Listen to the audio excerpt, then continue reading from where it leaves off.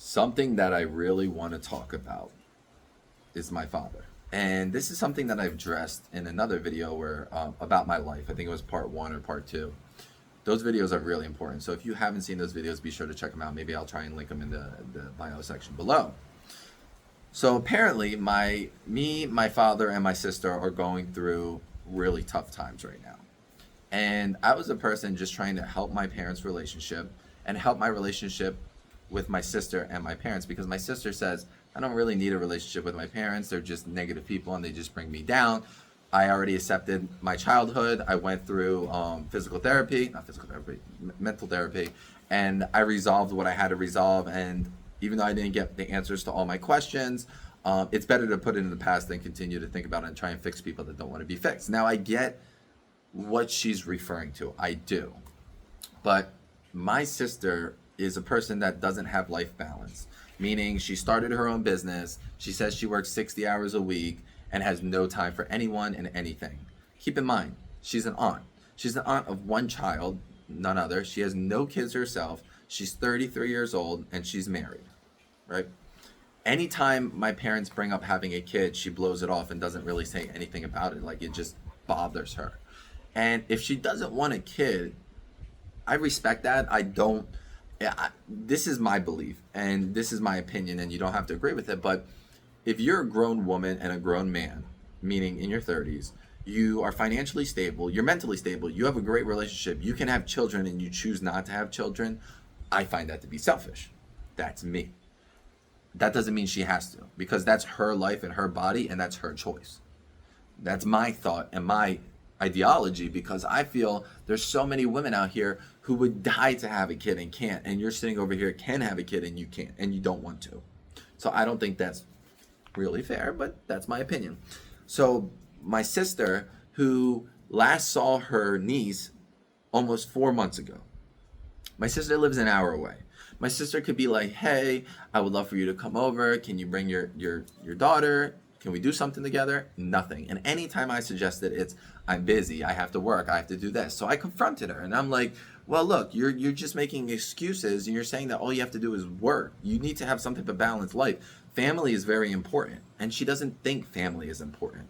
Her importance is her husband, and that's it. Just like she can't do or go anywhere without her husband.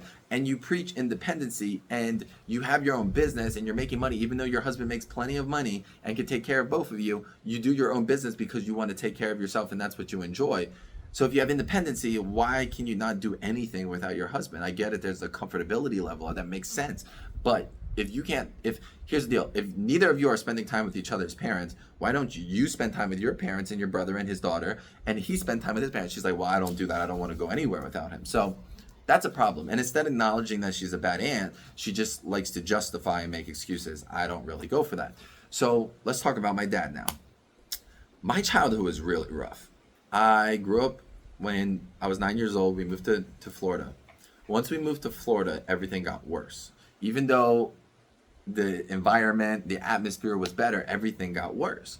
In New Jersey, my parents would always fight and argue, as I can remember from my youngest age. My dad would always yell at my mom, say, I hate you, with a passion, say, I can't wait to get a divorce until the kids move out. This is something I went through. I've constantly seen my parents fighting, especially my dad always bringing down my mom. Now, she did things to deserve this, but that's not how you fix a person, by yelling at them with derogatory comments. That does not fix a person. So over the years, this just got worse and worse. On top of that, when we moved to Florida, from the age of 9 to 18, my mom was absent in my life, whether she was infidelity, which she claimed she didn't have sex with another man, but she kissed and talked to other men, whether it was sleeping in and not being there for us. From the age of 9 to 18, my mom didn't cook one meal for me, never took me out to eat, barely or ever told me she loved me. Anytime I asked for a hug, told me not to touch her. Remember this, think about this. Then my father, who, yes, was feeding me and taking care of me, but was not providing any type of love or affection, which he did for my sister. And confronting him to this day says, well, she's a girl and I'm a dad, so that's just how it works. It's weird when it's with a son. And I said, why is it weird? And he's like, well, my dad didn't do that for me. And there's over 5 different things that we talked about where he said, this is what my parents did and I believe this was right, so this is what I did with my children. As a parent, you should always want to be better than your parents are, and especially because he acknowledges that he had a bad childhood. So why would you raise your kids the same way your parents raised you if you weren't happy with your childhood? Back to the story. My dad was a self-employed singer that never ever made it. He made just enough money to get by. Just enough. Went through multiple bankruptcies. This is something I talked about in this video. I'm just reiterating a lot of this, which is perfectly fine because the video is like 5 years old. But my dad was, it's either I'm singing or I'm sitting down on the couch and watching TV. And keep in mind, before the age of 9, my dad did physically play with me, physically loved me, physically kissed me. It changed when we moved to Florida. And I feel that my dad felt that, hey, look, my bills are a lot more. I need to work more, which realistically he didn't. He just assumed that he was going to make more money, which is okay. But sitting there on the couch all day isn't making you money. And when anybody and everybody told him that, hey, look, you need to find another job in order to sustain this house, he didn't. He said, I will never, ever work for someone again. I am only going to do what I love, which is singing. And okay, I understand that. So anytime I ever tried to talk to my dad when he was watching TV, he shushed me, told me not to bother him, right? My mom wasn't there. My sister locked herself in the room all day and constantly yelled for my dad whenever I went to bother her. I showed my dad a video the other day of my sister painting. And I was in the room watching her paint. And she yells, Dad, get him out of here. He's bothering me. And my dad's in the other room and he yells at me very rudely and tells me to get out and leave my sister alone. Realistically, I just want to watch my sister paint. So what was I doing wrong? And then he acknowledges and he's like, well, you know what? I didn't know the situation. I just yelled at you and that was it. So I had 3 days of 12 hours of talking to my parents over the last week. The first day went really, really well. And my dad was crying and acknowledging and then felt a certain way. But the reason why he was crying and acknowledging was because of how I told him that I feel my sister feels about him and my mother, which he stated that she doesn't come around them because they're toxic. So, but they should be with her if they're not together and they're toxic together. This is what I told my parents. I'm like, look, you spend 3 hours with my sister. Can you guys just get along and be presentable for 3 hours? Because they argue, they fight to this day, and it's so bad and toxic. And instead of fixing it, my mom goes off with other men or women or whatever she does. That's what her resolution is, which isn't a resolution. It isn't a resolution at all. So I was going out of my way to help fix my parents' relationship. I was going out of my way to help fix my parents' relationship with my sister and myself. And what I was trying to do was have my parents acknowledge what I went through as a child and what my sister potentially went through as a child and why she is the way she is today. That was day 1. Day 2, I came over to my parents' apartment. I read a whole thing that me and my sister in a conversation that we had word for word verbatim. And then I tell my dad, like, realistically, my sister wants you to dive into her hobbies. And this is a big issue with my father. He has never, ever asked to do anything that we wanted to do. As a child, when I wanted to play basketball, you want to hear what my dad said to me? My dad said to me, why are you playing basketball? Because you're never going to make it into the NBA. Tell me, who tells their child that? You never told my sister that when she was painting that, hey, look, why are you painting? You're never going to be an artist. He never discouraged my daughter. And he never helped my sister. He never helped my sister either. I said to my dad, I'm like, Dad, look, my sister was a painter. She was an artist. She wanted to be an artist. You know why she stopped being an artist? Because nobody's buying her painting and nobody's helped selling her painting. If you actually sold her paintings to people or even bought them yourself, whatever, that's helping your child believe in themselves, right? But if you sit there and tell a kid that they're never going to amount to anything in that field, so why are you doing it? I said, how would you like, and this is word for word, I said to my dad, how would you like if your dad told you and your mom told you you would never be a good singer? And he's like, well, they kind of did. I said, well, maybe that's why you never made it as a singer. You didn't believe in yourself. Your parents didn't believe in you. That's not right. And I explained that to them. So back to my dad, I told him that he needs to go to my sister and do something with her that she wants to do and spend quality time with her without my mother. I thought it was a great idea. So he calls her up, and I wasn't there at this time. He calls her up. This was day 3. Well, I talked to my mom on video chat for a few hours. Calls her up, says what he needs to say, kind of like Doesn't say, oh, your brother told me that I should do this and I really want to do this. Like, acknowledge it. Instead, he says what I quote unquote said about my sister, of how she felt towards my parents. And then added so many details in there that I didn't even say. And then my sister comes back to me and is very argumentative with me. And I explained to her, I said, he's going to say whatever it takes to make himself look good. So then I had a big argument with my father, and my father, who's a doctor, who's not a doctor, says to me, you're a miserable person. You are really depressed and need to see a psychiatrist. And I said, what the heck? This is what he thinks? After 2 days ago, he was crying, and he wasn't crying for me. He was crying for my sister, first of all, because I grew up watching my dad be affectionate and loving with my sister, but not me.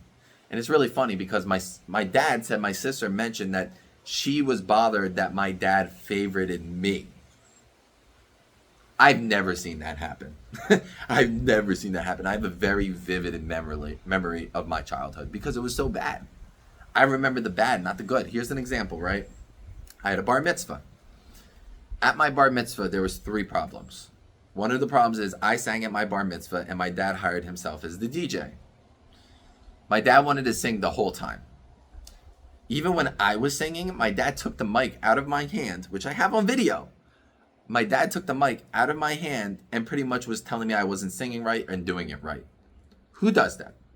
Number 2, my parents bought me a chocolate cake. First of all, my mom was on major drugs at this time, mixing pills. They were all prescribed, but she was mixing pills, so she was a zombie. They got me a chocolate cake. My parents have never once saw me eat a chocolate cake, and they didn't ask me what cake I wanted for my bar mitzvah. And on top of that, I said I wanted a vanilla cake, so I mentioned it. He says that the cake is not for me. It's for the people at the event. And the bar mitzvah is also not for me. It's for the family. He just said this a couple days ago, right? And then on top of that, even though my grandma paid for the whole thing, which I do appreciate, she invited all her friends that I didn't even know, which isn't that big of a problem because they gave me money. So that's great, right? And I barely had any friends, so that sucks. It's not like they said, you can't invite your friends, these people need to go. I understand that. But my dad thought, oh, look, I want to entertain for these people.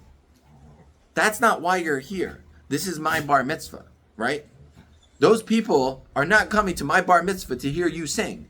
They're coming to my bar mitzvah because they want to enjoy the bar mitzvah party. Sorry, this is at the party, not the actual bar mitzvah. At the bar mitzvah, there was Orthodox men and women, and they were listening to me. There was no issues there whatsoever. This is the bar mitzvah party. However, again, it's not about me. Let me know how that is, right? So that was a huge issue. So right now, I'm not talking to my father because of the words that he said. And I showed this to my girlfriend, and my girlfriend's like, I will never talk to that man. I completely lost all respect for that man because they met before. And it's just insane about it. And my mom is still a huge problem to this day, but at least she has acknowledgement and accountability. And both of my parents are like, primarily my dad's like, I don't know why you're talking about this because we can't change the past. And I said, it's not about changing the past. It's about, number 1, taking accountability. Number 2, being apologetic for what has happened. And 3, being the best grandparent you can be now to my daughter. Do I need a parent now? No, I don't. But guess what? It's still not too late to be a parent. I'm 30 years old. Great. That doesn't mean I don't want a dad and a mom. My parents are alive, right? So they should want to be part of my life. You know how disgusting it is what my dad tells me? He says, I only come over to your house to see your daughter. When anytime and every time my parents come over my house, I cook for them, first of all. I show them my hospitality, and there's times my dad comes over and plays with my daughter for 20 minutes and then sits there on his phone and watches a TV show very loudly and obnoxiously. That's good. That's great. And then has the nerve at the end of the night constantly annoy my mother about when are we going home. To do what? Dude, you sit down on the couch at your age at 63 and still watch TV for 12 hours a day. And it's funny because he pointed out to me saying, oh, dude, you're the problem. You play video games all day. I said, look, I play video games 3-4 hours a day. Yes, that is an addiction. I'm willing to admit to it. But I make passive income. You don't. You don't work. Like, barely. So sitting there watching 12 hours a day, and then he mentions that all the time, my mom says, he says that he hates his life and he doesn't want to live. And I said, you're telling me that I'm clinically depressed, but you're the one saying you hate your life and don't want to live. And he's trying to say, well, that's how I release my anger. That sounds like depression to me, first of all. And a person who doesn't even know about depression is going to diagnose somebody else with depression when, first of all, I've dealt with depression and I've overcame it. So don't ever tell your kid that they have depression. That is the craziest, outlandish thing that you can possibly say. It's just like flabbergasted me. It's just crazy. So let me continue about my childhood. I didn't get love and affection from my dad. I didn't get it from my mom. I didn't get attention from my dad, mom, or sister. I had nobody. My dad grew up not having friends. I barely had friends. I lost a lot of my friends because I wasn't a follower. So I ended up having to fight my friends, and then my friends left me and didn't want to be my friends anymore. And I looked to my dad as my friend. And I spoke to my dad a few days ago and I said, Dad, truthfully, I just wanted to be your friend. I did. And I still want to be your friend.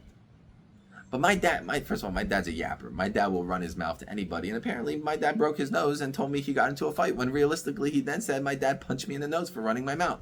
Makes sense, right? So I said to my dad, I said, Dad, why were you never my friend? Oh, I never thought to be your friend. I never even thought about wanting to be your friend. It's my dad. My dad wasn't my friend. Enough with the justification of how you were raised. If I raised my child the same way my parents raised me, I would consider myself a failure as a parent. And my dad does not take accountability for nothing. He says, listen, your childhood was better than 99% of everybody else's childhood. So you need to get over it. That's his answer.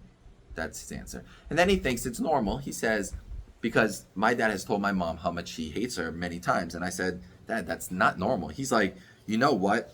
If there's a relationship and people don't say they hate each other, that's not normal. And I said, nobody says they hate each other in a relationship. That's very toxic. And I remember when my baby mother told me she hated me, that destroyed me as a person because that's a trauma that I went through as a child. That's a whole nother story. My ex is like, you shouldn't have any childhood trauma. I'm like, what the heck? There's people who go in, like, I don't know if you guys seen the documentary. It's called Quiet on Set. Drake Bell admits finally that who has sexually assaulted him, and then says, look, it's hard for me to even talk about this now. Hey, hold on.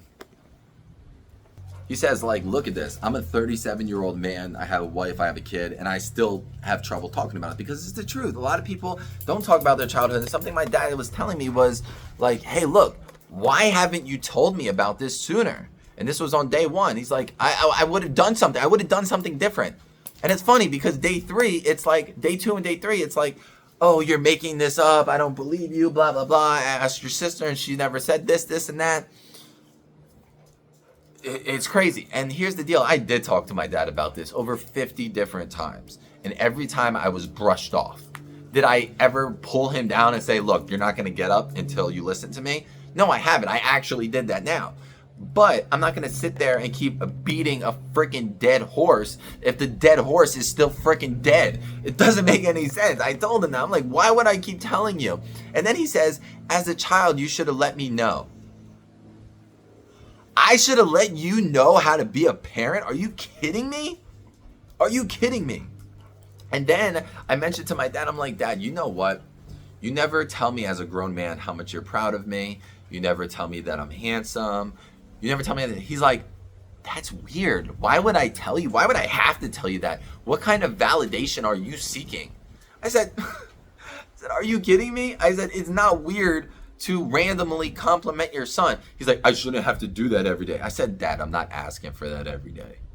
You can come over to my house. It's funny how every single, you talk about my daughter every 30 seconds, like, you talk about my daughter like every 30 seconds to tell her how beautiful she is, how gorgeous she is, how this and that and that.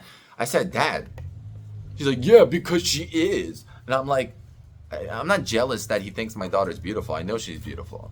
But every few minutes, it's just a little bit creepy if you think. And there's a whole dark story to that I'll talk about another time if you guys want to hear it. But yeah, this is what my dad thinks is right. And my dad thinks this is all normal. My dad doesn't care about any of my hobbies. My dad never reaches out to me and says, look, son, I would love to go watch a basketball game with you. I'd love to go to the gym with you. I've offered to pay for my dad's gym membership just to go with me. He said no. My dad has never once went to the gym with me. And I've been to the gym over 5,000 times. My dad will never, ever, ever, ever contact me unless it's about my daughter. That is it. My dad will not reach out and say, can we play basketball? Can I go for a ride in your Corvette? Can I drive your Corvette? My dad won't even reach out to me to sing together. And I love to sing. But I don't like to be critiqued when I'm singing. Oh, you're not hitting the notes. You don't sound good. You think you sound good. Dude, it's not a competition. My dad thinks singing is a competition. Singing is enjoyable. I'm not getting paid. So why the hell would I be competing with you? Like, there's a time where I'm like, look, Dad, I can hit these high notes. And he's like, yeah, but you can hit high notes and you can hit low notes. You can't hit in between. How about say this? Yeah, you can hit high notes. That's very impressive. That's what you should say. My dad's whole thing is, my parents brought me down, so I'm going to bring down my son. And my goal was like, look, you're 63, almost 64. My mother's 60. Let me help you guys understand what me and my sister truly wanted, what we went through. And I'm not trying to change the past, but be good grandparents to this day and be good parents as best as you can. You know, I was telling my mom, I'm like, look, you guys come over all the time, but you never bring my daughter a gift. And yes, you did buy her a great gift for her birthday that I told you that I want you guys to buy. You didn't suggest that. I told you what she wanted. So when you guys come over, whether you come over 3 times a week, 2 times a week, and I cook for you all the time, I spend hundreds and hundreds of dollars on them with salmon that I cook for them. And they never once bring my daughter a gift. That's not acceptable. That's your granddaughter. Well, and my mom's like, well, I don't know what she wants. I'm like, doesn't matter. She's going to appreciate whatever you bring her. She's 2.5. Come on. So I know this video is very long. I know it's very redundant. You know, my dad and my sister think I need help to get over my childhood. And realistically, I'm not mad anymore about my childhood. I'm not trying to take anything back. My dad's like, oh, you think you're so effed up now because of the way we raised you and I raised you. I said, Dad, look, I turned out amazing. I don't think I'm effed up.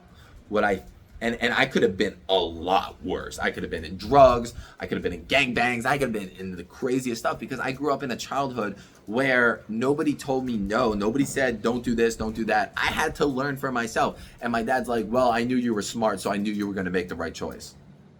It's not how you raise a child. And that's not how I'm going to raise my daughter. I'm not going to raise my daughter in a bubble. And I'm not going to raise her and be like, good luck on your own, kid. You're 9 years old. Good luck. And then my dad has the nerve to say, well, after your bar mitzvah, you're considered a man. You were 13 years old. So I didn't feel like I ever had to tell you anything. I'm 13 years old. I'm a man. I can do whatever I want. That is not a good idea. That is not a good idea at all. But luckily, I am intelligent enough to choose right from wrong. But you can't make that assumption. That's what you cannot make. But there's so much more I could talk about in this and get to so much. But I want you guys to know that I'm very mentally stable. I love my daughter to death. Unfortunately, I don't have full custody of her, which does hurt me. But I also have an amazing girlfriend. I have 4 amazing dogs. And I have an amazing life. Right now, I'm working on financials and budgeting and trying to make more money. That's been very difficult for me. But other than that, I'm great. And my feet and my back issues, which anybody would deal with the pain that I have and be depressed and not do things. I don't make excuses. I still go to the gym every single day. I still take care of my daughter every single day. So I don't make excuses. And that's all my dad and mom were doing. And my sister make excuses. And I say, that's not an excuse. Just like when I said to my sister, I'm like, why don't you spend more time with your niece? She's like, well, I don't spend time with anybody else either.